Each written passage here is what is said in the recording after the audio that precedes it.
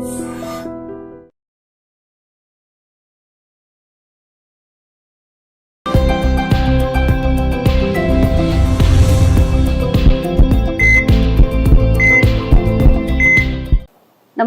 Welcome to healthy conversations with IT media. నేను మీ Jhansi. So ఈరోజు మనతో ఉన్నారు జనార్దనాచారి గారు, హీలర్, అలాగే ఆక్యుప్రెజరిస్ట్.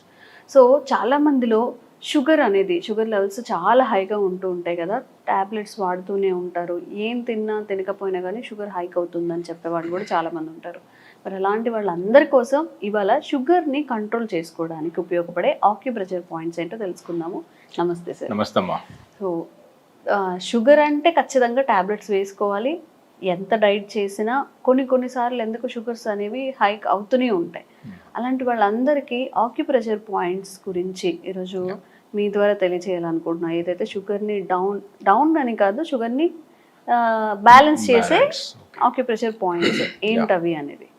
ఇప్పుడు మనం ఈ డయాబెటీస్ అనేది ఇప్పుడు ఎలా తయారైందంటే ప్రతి కుటుంబంలో కూడా ఒకరిద్దరికి ఉంటుంది. ఇది మన తెలుగు రాష్ట్రాలు, ఎస్పెషల్ ఇండియా కూడా డయాబెటిక్ క్యాపిటల్గా మారుతున్నాయి. అవును, అంత డయాబెటీస్ అనేది మధుమేహం అంటాం దీన్ని, షుగర్ వ్యాధి కూడా అంటారు సామాన్య పరిభాషలో. అంటే మధుమేహం అంటే మధు అంటే స్వీట్ అని అర్థం, మేహం అంటే యూరిన్ అని అర్థం. అంటే యూరిన్లో ఆ షుగర్ కనిపించడాన్నే మధుమేహం అంటారు. అందువల్ల ఈ డయాబెటీస్ ఉన్న వాళ్ళలో చూస్తుంటే వాళ్ళ యూరినేషన్కి ఎక్కడ పోయినప్పుడు బై అవుట్ సైడ్ చీమలు వస్తుంటాయి. ఇది ఒక టెస్ట్. ఒకప్పుడు అలాగే చూసేవాళ్ళు. ఆ టాయిలెట్స్లోనికి, వాష్రూమ్లోనికి చీమలు కొంతమంది వచ్చే అవకాశం ఉంది, వస్తున్నాయి అంటే మాత్రం ఆ ఇంట్లో డయాబెటీస్ ఉందేమని అనుమానించాలి. అదొక టెస్ట్. యూరిన్లో షుగర్ వస్తుంటుంది. ఎందుకంటే మనం తీసుకున్న ఆహార పదార్థాల నుంచి తయారైనటువంటి షుగరు అది శరీరంలో ఉన్నటువంటి కణాలకు చేరకుండా అది రక్తంలో నుంచి మళ్ళీ యూరిన్లో నుంచి బయటికి వెళ్తుంది. అది మంచిదేనా? అవసరమైన షుగర్స్ బాడీకి యాక్చువల్గా షుగరే కావాలి. శరీరానికి షుగర్స్ లేకుంటే అసలు మనుగడే లేదు. మన ఎనర్జీ శక్తే షుగర్. కానీ అది ఏంటంటే కణాల్లోనికి అబ్జర్వ్ కాకుండా బయటకు వెళ్ళిపోతుంది. ఎందుకు వెళ్ళిపోవడాన్ని అలా, అందుకనే బ్లడ్లో కనిపిస్తుంది, యూరిన్లో కనిపిస్తుంది షుగర్. దాన్ని మనం టెస్ట్ చేసి తెలుసుకొని, ఓ బ్లడ్లో ఉంది, యూరిన్లో ఉంది కాబట్టి షుగర్ ఈయనకు ఉంది అని చెప్తున్నాం. ఎందుకు అవుతుంది మరి? శరీరం ఎందుకు దాన్ని బయట పంపిస్తుంది అంటే, మనం ఆక్యుపంక్చర్ లేదా ట్రెడిషనల్ చైనీస్ మెడిసిన్ ఏం చెప్తుందంటే, తిన్న ఆహార పదార్థాలు క్వాలిటీగా లేనప్పుడు లేదా క్వాలిటీ విధానంలో ఎండ్ ప్రొడక్ట్ ఆ గ్లూకోజ్ తయారు కాకుంటే, ఆ గ్లూకోజ్ బాడీకి సరైనది కాదని మన శరీరం భావిస్తే దాన్ని బయట పంపిస్తుంది. Okay. So end product is glucose. అది క్వాలిటీగా ఉండట్లేదు అని అర్థం ఏంటంటే 4 కారణాలు ఉన్నాయి దానికి. ఒకటి, మనం ఆహారం సరైన ఆహారం తీసుకోకపోవడం, రాంగ్ డైట్, రాంగ్ ఫుడ్. రెండవది, సరైన టైం తీసుకోకపోవడం. మూడవది, సరైన విధంగా తీసుకోకపోవడం. ఇంకొకటి ఏంటంటే సరైన సమయాలు, ఇందాక అనుకున్నాం. సో ఇవన్నీ కనుక కరెక్ట్గా లేకుంటే ఆ ఎండ్ ప్రొడక్ట్ కూడా కరెక్ట్గా ఉండదు. ఉండనప్పుడు బాడీ వద్దనుకుంటుంది. అందువల్ల ప్యాంక్రియాస్ చెక్ చేసామనుకోండి, ఇంటాక్ట్ ఉంటుంది అది. కానీ అది ఇన్సులిన్ ఎందుకు తయారు చేయడం లేదు అంటే, మనం తయారు చేయగలుగుతుంది కానీ చేయడం లేదు. ఇన్సులిన్ వస్తేనే కదా ఆ గ్లూకోజ్ని ఆ సెల్లోని పంపించేది. ఇన్సులిన్ ఒక కీ లాగా యాక్ట్ చేస్తుంది. గ్లూకోజ్ని ఆ సెల్లోనికి పంపించడానికి ఒక కీ ఇన్సులిన్. అది రావడం లేదు. కానీ అందువల్ల మనం ఏం చేస్తున్నాం, ఇన్సులిన్ని టాబ్లెట్ల రూపంలో, ఇంజెక్షన్ రూపంలో ఇచ్చి ఆ బలవంతంగా ఆ బ్యాడ్ గ్లూకోజ్ని సెల్లోకి పంపిస్తున్నాం. అందువల్ల సెల్ డ్యామేజ్ అయిపోయి తర్వాత క్రమంగా ఏం జరుగుతుందంటే, retinopathy, neuropathy, nephropathy, diabetic nephropathy, diabetic neuropathy, cells అలా డ్యామేజ్ జరుగుతున్నాయి. ఎందుకంటే క్వాలిటీ గ్లూకోజ్ ఉండడం లేదు కాబట్టి. అందువల్ల మనం ఏం చెప్తున్నాం అంటే, గ్లూకోజ్ అనే ఒక డయాబెటీస్ అనే దాన్ని కనుక ఖచ్చితంగా తగ్గించాలి, కంట్రోల్ చేయాలి. ఏం చేసినా కంట్రోల్ అవ్వడం లేదనే వాళ్ళు ఒక 3 సలహాలు సూటిగా చెప్పేయచ్చు. ఒకటి, మీరు ఎవరైతే డయాబెటీస్ అనే ఒక పెద్ద సమస్య నుంచి బాధపడుతున్నారో వాళ్ళకి 3-4 చిన్న చిట్కాలు, ఎక్కువ కూడా అక్కర్లేదు, పాటించండి. ఖచ్చితంగా రిజల్ట్స్ వచ్చి తీరుతాయి. ఓకే. ఒకటి ఆక్యుప్రెషర్ పాయింట్సా? పాయింట్స్, తగ్గించుకోవడానికి ప్రెషర్ పాయింట్ చెప్తున్నాము, ఓకే. దానికి ఏం చేయాలో కూడా చెప్తున్నాము. ఒక చిన్న రెమెడీస్. ఒకటి ఏంటంటే 9-11 మధ్యలో అసలు తినొద్దని చెప్తున్నాం. మార్నింగ్ టైం ఉదయం ఓకే. 9 నుంచి 11, 9 AM to 11 AM ఇంగ్లీష్ కూడా చెప్తున్నాం. ఉదయం 9 నుంచి 11 2 గంటలు. ఓకే. అది తినకూడని టైం. ఎందుకు అనేది ఒక పర్టికులర్ ఒక ఆర్గాన్ ఉంది, స్ప్లీన్ అనేది. స్ప్లీన్ టైం అది డిస్టర్బ్ అయినప్పుడు మనకి క్వాలిటీ గ్లూకోజ్ రాదు. ఇది ఒకటి.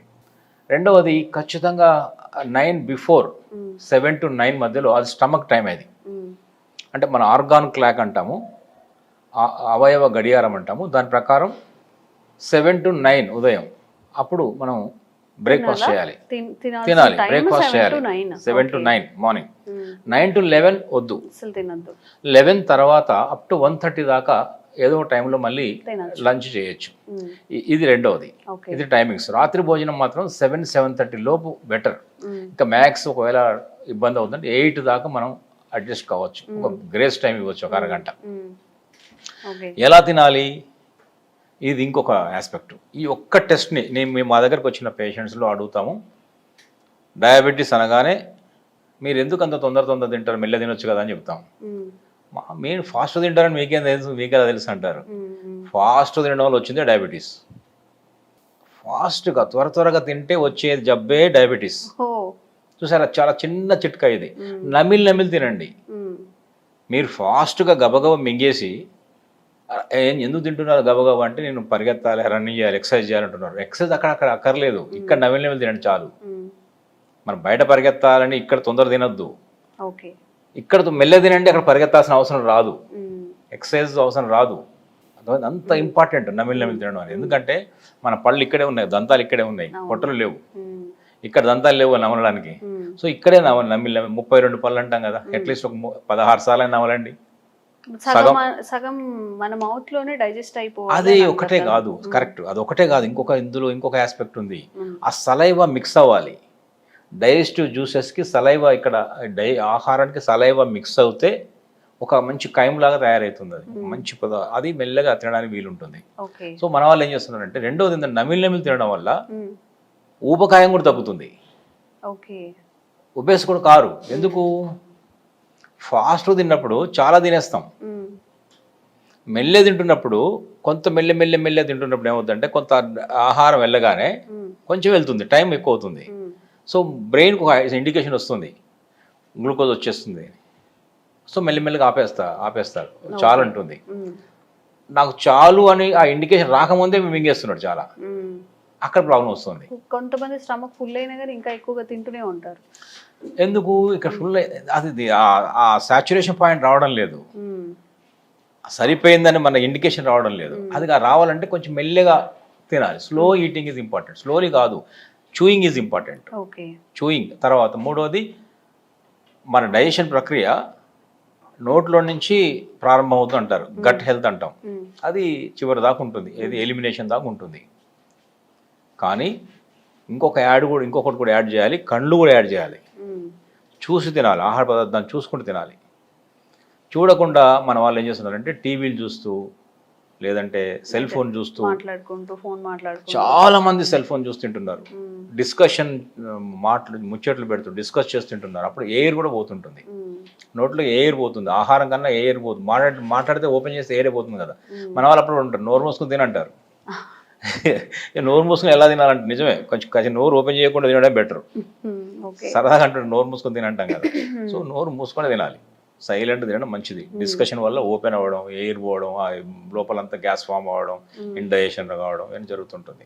స్వరం కూడా తప్పుతుంది. తర్వాత ఇలా తినేవాడు, ఇలా టీవీ ఉంటుంది అటువైపు పక్కన. అందరికీ టీవీ కుదరదుగా. డైనింగ్ టేబుల్కి మనకు డైనింగ్ టేబుల్ కల్చర్ ఒకటి వచ్చింది కదా, కింద కూర్చోడానికి వెళ్ళాం మనం, కింద కూర్చొని తినాలి యాక్చువల్గా. కానీ డైనింగ్ టేబుల్ ఆ పోస్చర్ సరైనది కాదు, ఇలా చూస్తూ తింటుంటాడు. ఇది ఏమైంది? ఆ లోపల వెళ్ళే ఈసోఫాగస్ అంటాం కదా, ఇది స్వరపేటిక, అన్నవాహిక అన్నీ ఇలా ట్విస్ట్ అవుతుంటాయి. అది కూడా సరైనది కాదు కదా. నీళ్ళు పట్టుకుంటుంది, వాటర్ తాగాల్సి వస్తుంది, స్వరం దప్పుతుంటుంది. సో ఎందుకు ఇలా ఒక కూర్చొని ఒక అరగంట భోజనానికి కేటాయించాల్సిన అవసరం ఉంది? ఓకే. జీవితం అంతా ఆ భోజనం కోసమే కదా. అదొకటి చూసారా చిట్కాలు చెప్పేది ఏంటంటే ఏం తినాలి అనే దానికన్నా కూడా ఎలా తినాలని ఇంపార్టెంట్. ఇది ఒక ఆహారాన్ని చూస్తూ నమిలి మెల్లగా ఆ ఆహారం ఒక ముద్ద రుచిని ఎంజాయ్ చేస్తూ తినాలి. ఒక ముద్దకు రుచి ఉంటుంది, ఒక ముద్ద రుచి ఉంటుంది. ఆ రుచిని ఆస్వాదిస్తూ అది డిజాల్వ్ అయిన తర్వాతనే మింగాలి. ఇది రెండవది. ఇంత టైం డిస్కస్ చేసాం, తినకూడని టైం చెప్పాం. ఇది పాటిస్తే చాలు, ఇంతకంటే ఎక్కువ అక్కర్లేదు. ఇప్పుడు చెప్పి ఆక్యుప్రెషర్ పాయింట్ ఒకటి చేస్తే డయాబెటీస్ అనేది 100కి 100% ఖచ్చితంగా తగ్గి తీరుతుంది. ఎందుకంటే అప్పుడు తయారయ్యే ఎండ్ ప్రొడక్ట్ గ్లూకోజ్ ఒక అప్ టు ద మార్క్ ఉంటుంది, దాన్ని బాడీ అబ్జర్వ్ చేసుకోవడానికి ప్రయత్నం చేస్తుంది. ఓకే. సో ఇప్పుడు ఆ ప్రెషర్ పాయింట్స్ ఏంటో చూద్దాము. సో ఇది కూడా షుగర్ బ్యాలెన్స్ చేయడానికి కూడా ప్రెషర్ పాయింట్స్ కాళ్ళలోనే ఉన్నాయి, రెండు కాళ్ళలో ఉన్నాయి. అంటే చాలా చోట్ల చేతుల్లో ఉన్నాయి, కాళ్ళలో ఉన్నాయి, శరీరంలో చాలా ఉంటాయి. బట్ కన్వీనియంట్ మన ప్రేక్షకులు ఈజీగా అర్థం చేసుకోవడానికి, వాళ్ళు ఈజీగా చేసుకోవడానికి, వాళ్ళ కన్వీనియంట్ కోసం. ఇంకోటి ఏంటంటే ఇది ఎంపెరికల్గా, అంటే ఎంతమంది జరిగిన స్టడీస్లో మోస్ట్ వైడ్లీ యూజ్డ్ పాయింట్ ఇది. అంటే సక్సెస్ రేట్ ఎక్కువ ఉన్న పాయింట్ ఇది డయాబెటీస్కి. దీన్ని ఏమంటామంటే 3 మైల్ పాయింట్ అని కూడా అంటారు. 3 మైల్ పాయింట్ అంటే షుగర్ డయాబెటీస్ లక్షణాలు ఒకటి అంటే బాగా అలసట వస్తుంది, అలసిపోతారు. కార్ డ్రైవ్ చేస్తున్నప్పుడు ఒక హాఫ్ అండ్ 1 అవర్ కాగానే అలసిపోతారు. సో ఇప్పుడు మనం ఈ డయాబెటిక్ సంబంధించినటువంటి వాళ్ళు చేసుకోవడానికి పనికి వచ్చే పాయింట్ ఏంటంటే, చూసేవాళ్ళు ప్రేక్షకులు ఇప్పుడు ఇది వాళ్ళు చేసుకోవచ్చు ఇంటి దగ్గర కూర్చొని. ఈ ప్రెషర్ చేసుకోవడం ద్వారా ఈ పర్టికులర్ చెప్పబోయే పాయింట్ని, చక్కెర వ్యాధి, షుగర్ని, డయాబెటీస్ని ఖచ్చితంగా కంట్రోల్ చేసుకోగలుగుతారు. చాలా చాలా బెనిఫిట్ అవుతుంది. వాళ్ళు ట్రై చేస్తారు, చేయాలి. మనకు వాళ్ళ అభిప్రాయాలు చెప్తే బాగుంటుంది. ఇప్పుడు ఇది చూసారా, ఇది కాలు, రైట్ లెగ్ తీసుకున్నాం మనం. లెఫ్ట్ లెగ్లో కూడా ఈ పాయింట్ ఉంటుంది. ఇది ఎవరికైనా ఇది చేసుకోవచ్చు. అంటే చిన్న పెద్ద డయాబెటిక్ టైప్ 1 టైప్ 2 అట్లా ఏం లేదు. ఏ డయాబెటీస్ ఉన్నా కూడా, ఏ సమస్య ఉన్నా కూడా చేసుకోవచ్చు. డయాబెటిక్ అంటే టైప్ 1 టైప్ 2 ఉంటుంది. సో ఇప్పుడు మీరు చూడండి, మీ చేయి ఇవ్వండి. అలా 4 ఫింగర్స్ ఎక్కడి నుంచి పెడుతున్నారు చూసారా, ఈ నీ క్యాప్ నుంచి కరెక్ట్గా 4 ఫింగర్స్ పెట్టారు ఆయన. 4 ఫింగర్స్ విడుతులో ఉంది ఇది. నీ క్యాప్ నుంచి 4 వేళ్ల దూరంలో ఉంది. ఈ చిటికెన వేలు ఎక్కడ టచ్ అయింది చూసారా, ఇది ఒక మధ్య ఒక బోన్ ఉంటుంది. చిటికెన వేలు ఎక్కడ టచ్ అయింది, ఇది పాయింట్.